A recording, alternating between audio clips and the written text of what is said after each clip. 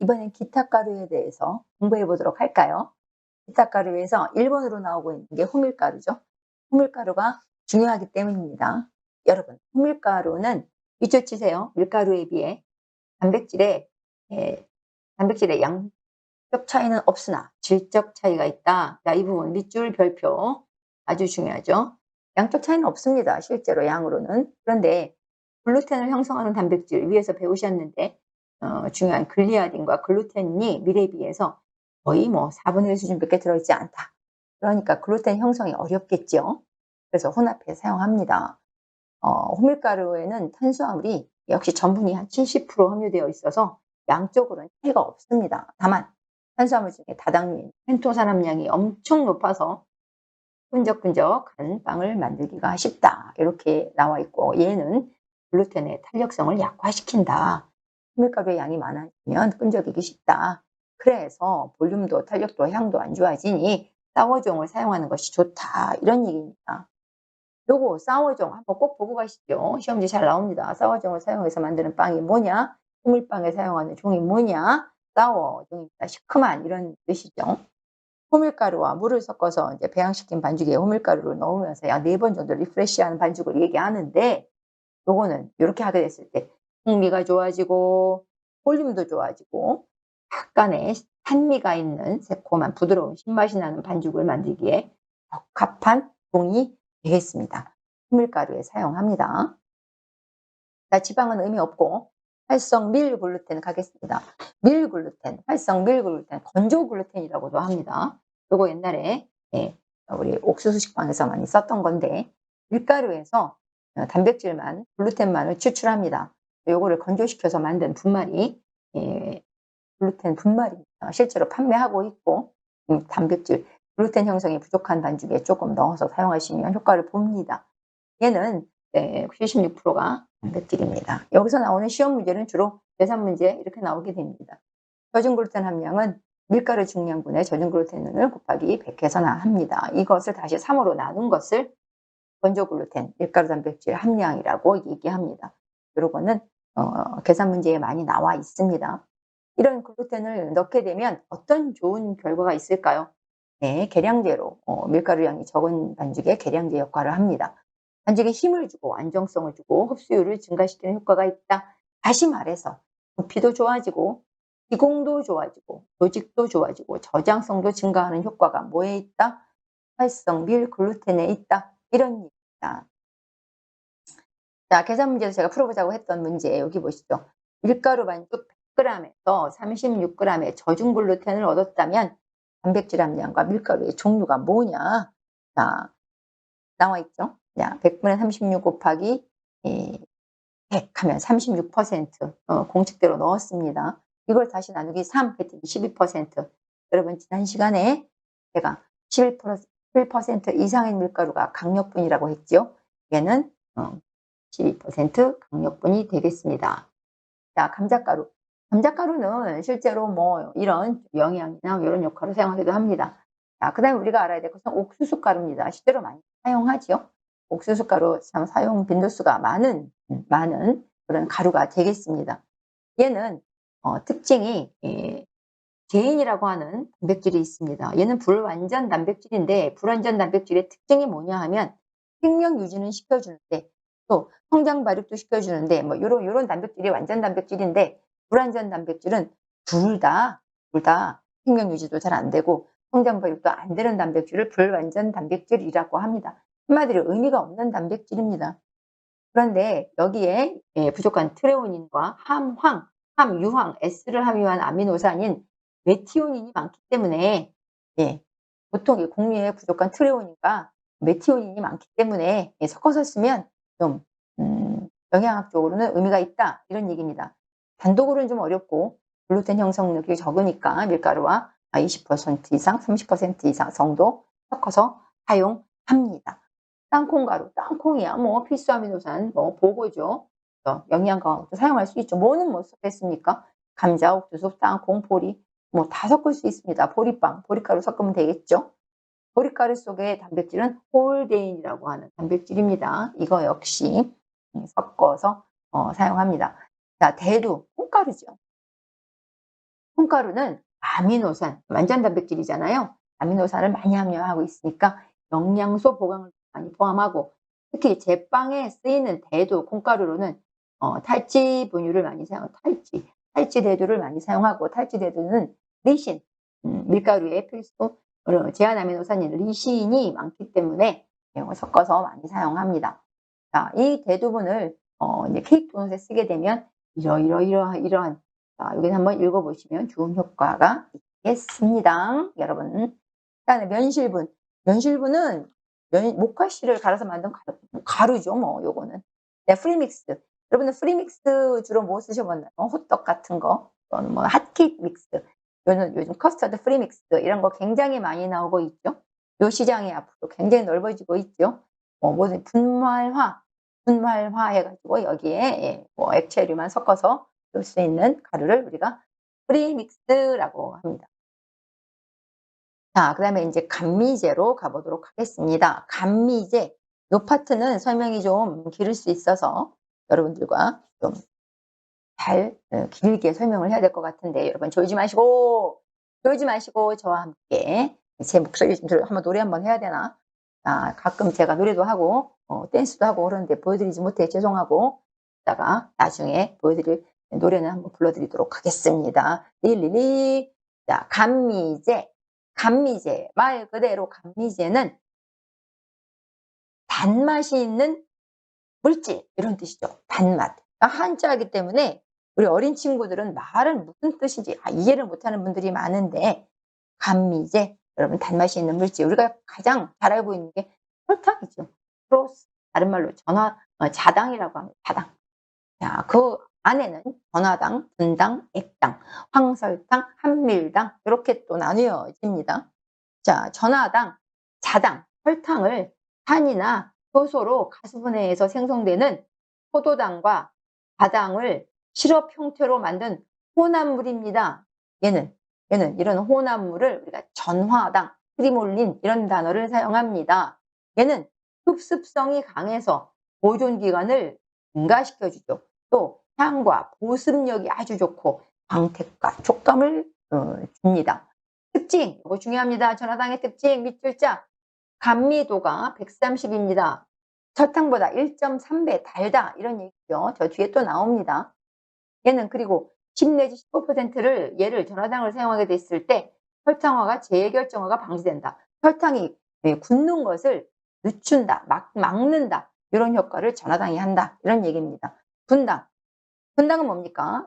가루 분자를 써서 가루 낸 설탕을 얘기하는 거겠죠. 100% 분당도 있고 일반 분당도 있습니다. 얘는 3%의 전분을 넣어서 고화 방지, 딱딱하게 굳는 걸 막는 그런 분당도 있고, 마카롱에 주로 많이 사용하는 100% 분당도 있습니다. 액당은 자당이나 전화당이 물에 녹아있는 시럽 상태를 얘기합니다. 자, 그래서 우리가 이제 액당의 당도라는 게 또 계산 문제가 또 하나 나옵니다. 당도 계산 문제. 이게 옛날에도 그렇고 가끔 시험에 나옵니다. 자, 요거는 당도가 몇 퍼센트냐, 몇 퍼센트 다냐, 요걸 물어보는 건데, 설탕의 무게를, 자, 설탕의 무게 플러스 물의 무게. 요게 이제 설탕의 무게를 설탕 플러스 물 무게로 나눠서 100을 곱한다는 얘기입니다. 이렇게 했을 때 당도가 나옵니다. 예를 들어서 설탕 50에 물 50을 섞었을 때 당도가 얼마냐라는 문제가 예를 들어서 나온다면, 자, 어떻게 됩니까? 50 플러스 50분의 그 다음에 50이 되겠죠? 50 곱하기 100 하면 어떻게 됩니까? 당도는 50%가 되겠습니다. 50% 이렇게 계산하시면 되겠습니다. 자, 그 다음에 전분당입니다. 시험 문제 이거 나오는 거 여기 하나 나와 있죠? 이거 잘 나와요. 전분당이 아닌 게 뭐냐? 이런 문제. 전분당이라는 것은 전분을 가수분해했을 때 나오는 당을 전분당이라고 합니다. 전분이라는 건 다당류인데, 우리 탄수화물 파트에서 배울 겁니다만, 전분을 가수분해하면 포도당이 많이 나옵니다. 첫 번째 포도당. 자, 포도당이 있고 물엿이 있고 그 다음에 이성화당이 있습니다. 세 가지는 전분당입니다. 포도당은 전분을 가수분해해서 만들고 감미도는 75밖에 안 되는 설탕보다는 덜 단 당이 되겠습니다. 물엿은 전분을 탄이나 효소로 가수분해해서 전분당으로 만든 물이 끈끈한 액체를 물엿이라고 하죠. 감미도는 설탕에 비해 좀 낮아요. 그러나 촉촉한 보습성이 뛰어난 재료입니다. 이성화당, 지난번에 뭐 이성화당 시험에 나왔죠. 자, 포도당의 일부를 알칼리 또는 효소를 이용해서 과당으로 변화시킨 당액이 뭐냐? 이런 게 시험에 한번 나온 적이 있습니다. 요게 이성화당입니다. 이성화당. 자, 그 다음에 당밀 나왔습니다. 당밀. 당밀은 사탕수수나 사탕무에서 원당을 분리하고 남은 1차 산물을 우리가 당밀이라고 하는데, 예, 우리가 주로 제과에서 많이 사용하는 술, 럼주 아시죠? 럼주는 당밀을 발효시킨 술을 의미합니다. 이런 것도 중요하지만 제과 제빵에 당밀을 넣는 경우가 꽤 있습니다. 당밀을 넣는 이유가 뭘까요? 특유의 단맛을 내고 또 노화를 지연시킵니다. 향료와 조화를 위해서 첨가하고 독특한 풍미, 주로 풍미, 단맛, 노화 지연 이런 역할로 당밀을 사용합니다. 또 이거 외에 감미제 중에 메가와 우리 지금 감미제 파트를 공부하고 있습니다. 메가와 메가 시럽 나왔습니다. 메가 보리 맥자, 보리 맥자죠. 그래서 발화시킨 보리의 나다를 메가라고 합니다. 당연히 이 안에는 탄수화물 분해 효소가 들어있어서 메가당으로 분해합니다. 메가 시럽도 있고, 자, 이런 것들은 역할이 뭐 제빵에 사용했을 때 설탕의 재결정화를 방지해주고 흡습성을 주고 이렇게 만듭니다. 특히 제빵에서 사용했을 때 이때 발효 촉진 보리니까 가스 생산량을 증가시키고 보리 특유의 향이 있고 껍질색을 개선시키고 제품 내부의 수분 함량을 증가시키는 제빵에서의 메가와 또는 메가 시럽의 역할은 이런 주로 향과 발효 촉진, 가스량 증가 이런 역할을 한다고 기억해 주세요. 자, 핵심 문제 풀어보기에서 자, 메가는 뭡니까? 메가당이죠. 메가는 보나마나 메가당입니다. 말토스. 자, 엿당이라고도 한다는 거 나중에 단수화물 파트에서 배우도록 하겠습니다. 유당 나왔네. 다른 말로 젖당 락토스입니다. 주로 우유 속에 많이 들어있는 포유동물의 젖 속에 존재하는 감미물질, 단맛을 주는 물질이고 감미도는 16으로 가장 낮습니다. 설탕에 비해 훨씬 적죠. 이스트 위에 발효되고 남은 전류당으로 반죽에 존재하며 발변 반응, 메일리아드 반응을 일으킨다고 나중에 또 배웁니다. 껍질색이 진해집니다. 유산균에 의해 유당이 생성된다. 이런 얘기입니다. 자, 우리 이제 감미제 기능까지 하겠습니다. 감미제 기능 진짜 중요합니다. 이거 별표 책에다. 자, 요거 책에 페이지가 몇 페이지냐면 55페이지인데 감미제 파트 시험에 엄청 잘 나옵니다. 메일리아드 반응도 나와 있네요. 테라멜화와 메일리아드 반응으로 껍질색을 생성한다. 감미제가 특히 제과에서 제과나 제빵이나 마찬가지입니다. 테라멜화 메일리아드 반응이 일어난다. 글루텐을 부드럽게 만들고 제품의 기공, 속, 조직을 부드럽게 만든다. 노화를 지연시키고 신선도를 가속시킨다. 감미제 특유의 향과 제품이 스며든다. 야, 이런 얘기가 제과에서 감미제의 기능이고 제빵에서는 요겁니다. 세 번째, 노화를 지연시키고 신선도를 가속시키며 요거는 이제 요것도 제과에서도 관련되는 얘기지만 특히 요 발효 중 이스트의 발효성 탄수화물로 공급된다. 요거 별표 한 3개 칠게요. 여러분 책에다가 얼른 밑줄 치세요. 감미제의 기능에서 제과와 제빵의 차이점은 바로 요겁니다. 발효 중 이스트의 발효성 탄수화물로 공급한다. 다시 말해 감미제, 설탕, 포도당, 우리 이때까지 배웠던 거, 메가, 그다음에 당밀, 유당 이런 모든 것들이 제과와 제빵에서의 차이점은 제과에서는 이런 위에 요 파트였고 제빵에서는 이런 것도 있지만 발효 중 이스트의 발효성 이스트의 먹이로서 공급되는 것이 더 큰 의미가 있는 것이다. 요거를 반드시 기억해 주시기 바랍니다. 제과 제빵의 감미자의 차이점, 기능의 차이점. 제과에서 그랬죠. 문제 잘 읽어주세요. 제과에서 설탕의 역할이 아닌 것은 자, 설탕은 절대로 밀가루 단백질을 강화시키지 않습니다. 약화시키지, 부드럽게 만들지. 그렇죠? 부드럽게 만든다. 껍질색 개선, 그렇죠? 테라멜화 메일리아드. 수분 보유, 촉촉해지잖아요. 연화, 그렇죠? 얘랑 지금 반대말이죠. 강화와 연화. 딱딱하게 하고 부드럽게 하고 오히려 연화시키죠. 설탕이. 답은 3번이 되겠습니다. 네, 여러분 소금 공부해 보도록 하겠습니다. 소금의 정의, 염화나트륨, NaCl. 자, 우리말 들어보셨죠? 소금은 탄산칼슘과 탄산마그네슘의 혼합물입니다. 대빵에서의 소금의 역할, 이거 진짜 중요합니다. 자, 여러분 밑줄 쳐주세요. 죄송합니다. 55페이지. 자, 55페이지. 2번에 대빵에서, 자, 문제 잘 읽어주시고, 대빵에서의 소금의 역할. 여러분, 빵에서 기본 필수 재료가 뭡니까? 4가지. 밀가루, 이스트, 죄송해요. 이놈은 성대결절 잡아야 되는데, 대빵에서의 소금의 역할. 네. 빵의 기본 필수 4요소가 뭡니까? 밀가루, 이스트, 소금, 물. 이 4가지만 들어가면 무조건 빵이 되는 거죠. 이 소금입니다. 이 소금의 역할 엄청 중요합니다. 제빵에서의 소금의 역할. 글루텐을 강하게 하며 반죽의 탄력성을 갖게 한다. 설탕의 감미와 풍미를 증가시킨다. 글루텐의 막을 얇게 하여 빵 내부에 기공을 좋게 한다. 작균 번식을 억제하여 삼투압작용을 시킨다. 점착성을 반영한다. 끈적거리는 걸 막는다. 이런 뜻이지요. 빵 내부를 누렇게 또는 회색으로 만들 수 있다. 이스트 발효 억제로 인해 발효 속도를 조절하여 작업 속도 조절을 가능하게 한다. 정말 중요한 내용들이 여기 쓰여져 있습니다. 제빵에서 소금의 역할이 아닌 것을 고르시오. 이게 100% 그렇게 나옵니다. 탄력성을 주고 풍미 주고 기공을 좋게 하고 잡균 번식 억제하고 점착성 방지하고 발효 속도 늦추고 색을 진하게 한다. 소금이 색깔과 관계가 있다는 것도 여러분 반드시 기억해 주세요. 색깔과도 관계가 있습니다. 색을 진하게 한다. 자, 제빵에서 밀가루, 이스트, 물, 이거 금방 내가 설명했는데 여기 나왔네. 아, 역시 저는 미리 뭔가를 여러분께 알고 설명하고 있는 것 같아요. 요겁니다. 요거. 네, 여기 있습니다. 다음, 이스트 나왔습니다. 여러분, 빵에서 가장 중요한 재료, 물론 다 중요합니다만, 이스트. 우리 요거 알아야 되는 거죠. 이스트. 학명 보시죠. 요거 시험에 이게 가끔 나오는데, 이게 이제 여러분들이 읽지도 않고 틀려버려. 요거 그대로 발음나는데 읽어보시면 됩니다. 사카로.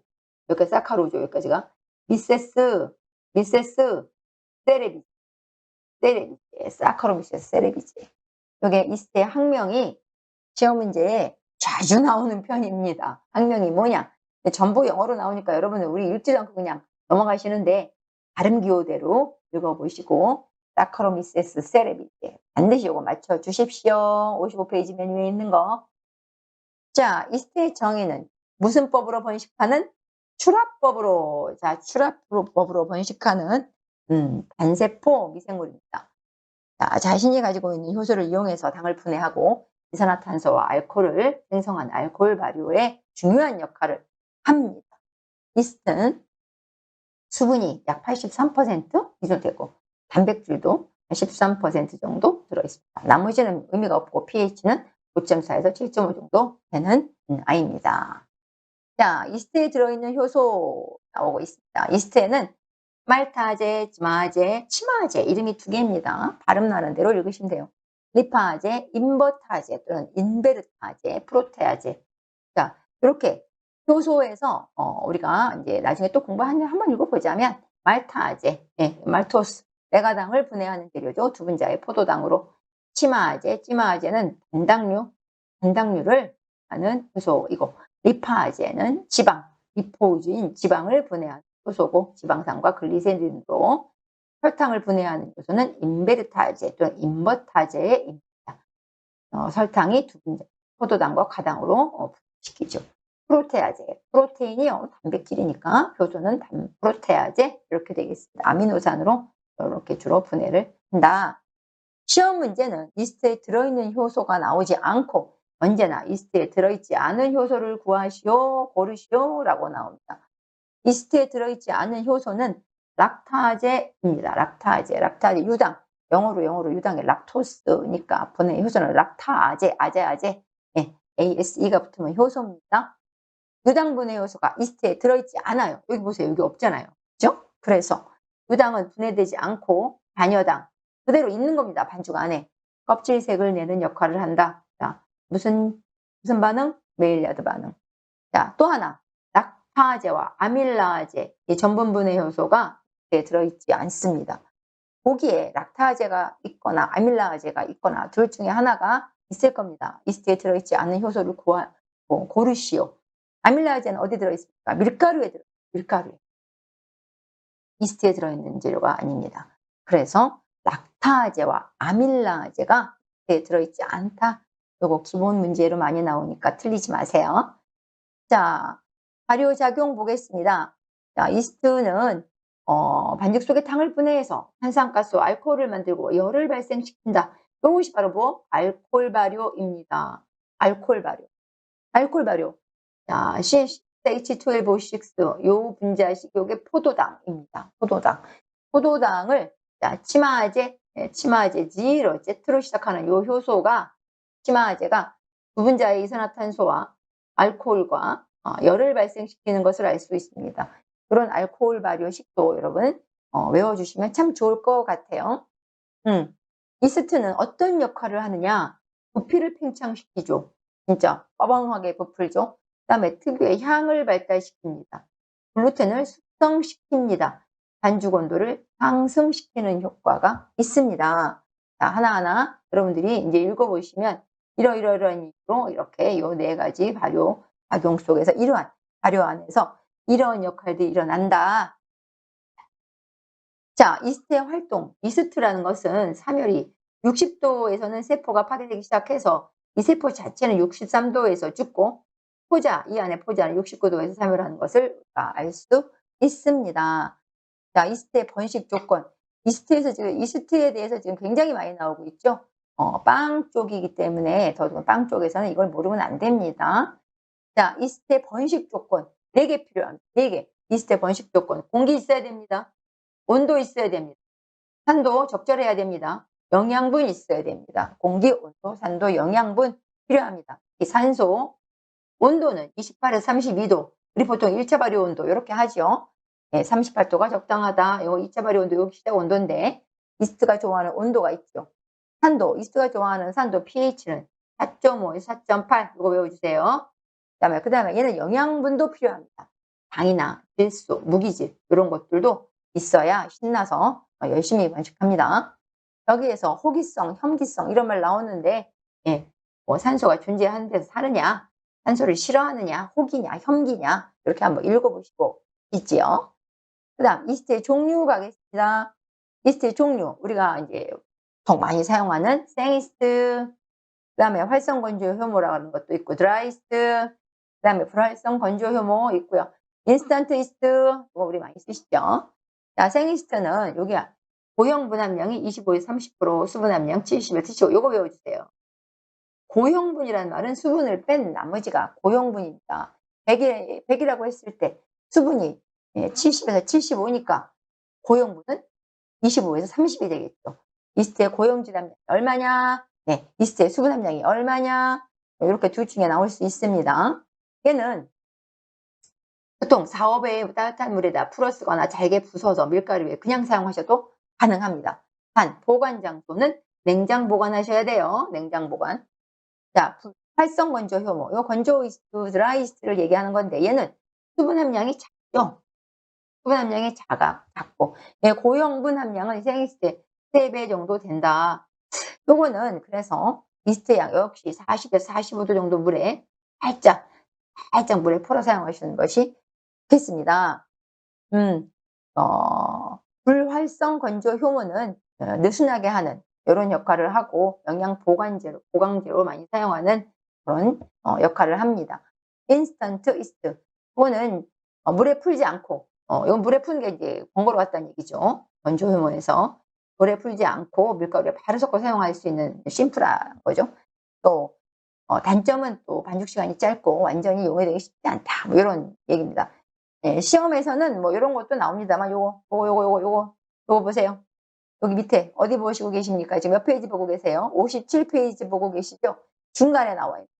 건조 이스트 사용 시 생이스트량의 몇 프로를 실제로 사용하는 것이 좋으냐? 이 계산 문제도 아닌 계산 문제가 나올 수 있습니다.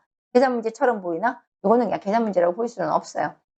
고형분 함량 차이는 사실 3배가 납니다. 그런데 건조공정 중에 활성세포가 줄어들기 때문에 실제로는 50%를 사용합니다. 이게 이제 무슨 얘기나 이제 문제에서 이제 예를 들어서 네, 생이스트를 뭐 50g 사용했다. 생이스트를 예를 들어 고시 문제 50g 정도 사용했다라고 한다면 이때 건조 이스트는 몇 g을 사용하는 것이 적당하냐 이런 문제가 나올 수 있다는 얘기죠. 그랬을 때 생이스트가 50g이었다면 건조 이스트는 25g을 사용하면 된다. 요렇게 답을 정해 주시면 되겠습니다. 자, 핵심 문제 풀어보기. 이거 여러분들 하실 수 있으시죠? 금방 공부한 거 3번 70%에 오염점량 30%라는 거. 활성 건조 호모는 뭐가 좋으냐? 막 편리한 거죠, 뭐. 편리한 거죠, 뭐. 자, 질 좋은 이스트의 조건 이런 것도 한번 이런 것도 뭐 신선한 것이 좋고 냄새가 이상한 냄새 안 나는 게 좋고 이런 얘기입니다. 자, 글루타치온 이것도 한번 읽어보고 갈까요? 효모가 죽으면서 생성되고 환원성 물질로 반죽을 약화시키고 빵의 맛과 품질을 떨어뜨리는 재료가 글루타치온. 이스트에 대해서는 여러분 반드시 한두 문제가 나올 수 있으므로 꼭 여러분들 열심히 공부해 주시기 바랍니다. 자, 다음 이스트의 취급과 저장 시 주의할 점. 취급을 어떻게 하고 저장을 어떻게 해야 되느냐. 이게 간단한 것 같은데 시험 문제 잘 나옵니다. 반드시 어디에 보관한다? 냉장실에 보관한다. 냉장실에 보관해야 됩니다. 온도가 높은 물과 직접 닿지 않도록 한다. 48도에서 죽는다. 설탕, 여러분 계량하실 때 설탕 소금과 닿으면 바로 애들이 찌그덕찌그덕해지는 걸 보실 수 있습니다. 계량할 때 설탕 소금과 이스트는 같이 재는 게 아닙니다. 따로따로 재야 된다는 거 기억해 주세요. 사용 후 냉장고에 보관합니다. 잡균이 오염되지 않도록 깨끗한 곳에 보관합니다. 선입 선출, 날짜를 잘 기억하셨다가 먼저 들어온 걸 먼저 사용하는 것을 식으로 하십시오. 이스트의 취급, 저장 중요합니다. 자, 다음 물에서 우리 이따 뵙도록 하지요.